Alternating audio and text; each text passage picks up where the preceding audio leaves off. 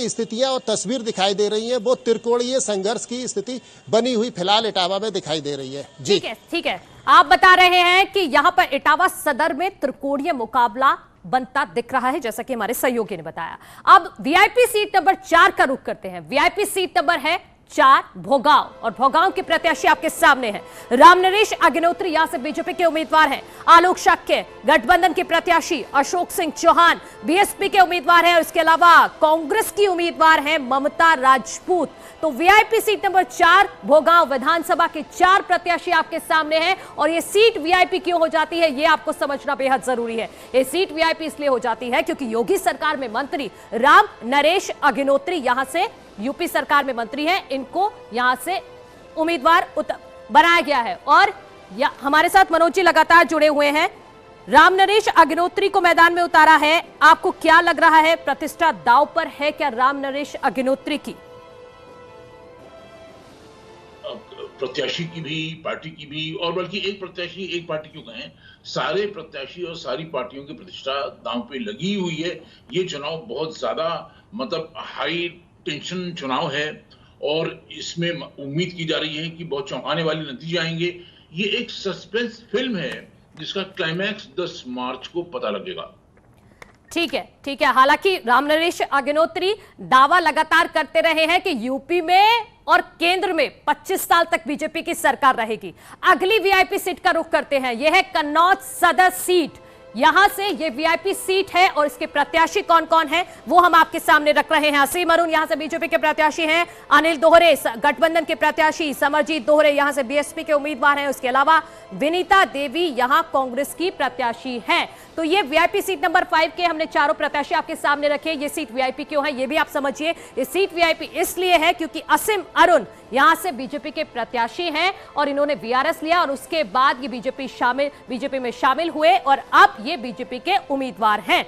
और कन्नौज जो सीट है, यहां के समीकरण क्या कहते हैं, पॉलिटिकल जियोग्राफी क्या है, 2012-2017 के नतीजे यहां पर क्या कहते हैं, ये हमें समझना बेहद जरूरी हो जाता है। तो हम आपको अब कन्नौज लिए चलते हैं। कन्नौज में क्या है समीकरण, 2012 और 2017 के नतीजे हम आपको बताएंगे कि वहां पर क्या रहे हैं इससे पहले, क्योंकि समाजवादी पार्टी का ये गढ़ है, और क्या इसको भेद पाएंगे असीम अरुण, ये बहुत बड़ा चैलेंज है। और कन्नौज के नतीजे क्या कहते हैं 2017 के, ये आप समझिए।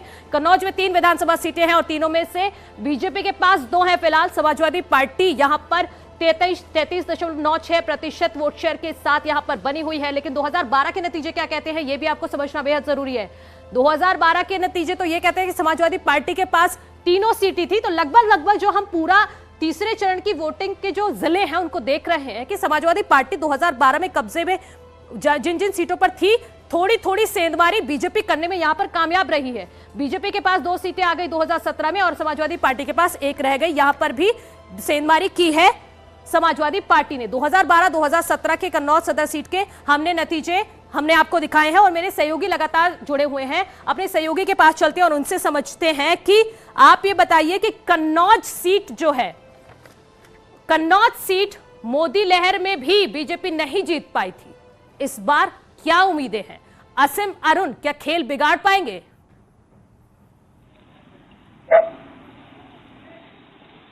देखिए, ये तो आगे कहने वाली बात होगी, ये वोटिंग के बाद पता चलेगा। लेकिन जिस तरीके से असीम अरुण को बीजेपी ने उतारा है मैदान में, असीम अरुण जो कि पूर्व आईपीएस हैं और पास के जिले कानपुर में वो कमिश्नर रहे हैं, और उनका जो पैतृक गांव है वो कन्नौज है, और लगातार बीजेपी इस सदर सीट पर 3 बार से जीत हासिल नहीं कर पा रही थी। तो कहीं ना कहीं बीजेपी ने कैंडिडेट को बदला हुआ है। बीजेपी कैंडिडेट को बदलकर चुनाव मैदान में है, और दोनों प्रत्याशियों में अच्छी लड़ाई है, और प्रत्याशियों की लड़ाई जो मुद्दे हैं उन पर यहाँ इस तरह का कारोबार है। मनोज जी, आपसे एक छोटा सा रिएक्शन में लेना चाहूंगी कन्नौज सदर सीट के बारे में। असीम अरुण बीजेपी के उम्मीदवार समाजवादी पार्टी के गढ़ को, उसके किले को भेद पाएंगे? जी नहीं, भेद पाएंगे कि नहीं ये तो केवल ईश्वर जानते हैं। लेकिन इतना जरूर है कि असीम अरुण की इमेज अच्छी है, वहां के रहने वाले हैं, वहां पे कानपुर में कार्यरत रहे हैं, और उन्होंने अच्छे मतलब नीट एंड क्लीन बैकग्राउंड है उनका। और बीजेपी की एक बड़ी खूबी है कि आर्मी से, पुलिस से रिटायर्ड ऑफिसर्स को, आईएएस रिटायर्ड ऑफिसर्स को लेके आती है, और उनमें से बहुत से लोग बहुत सफल होते हैं, इन सारे सर्विस बैकग्राउंड के लोग। तो कोई ताज्जुब नहीं होगा, असीम अरुण की अच्छी परफॉर्मेंस नहीं, कोई ताज्जुब नहीं होगा। उम्मीद है कि अच्छी परफॉर्मेंस होगी। ठीक है, ठीक है। आप उम्मीद कर रहे हैं कि अच्छी परफॉर्मेंस यहां पर असीम अरुण की देखने को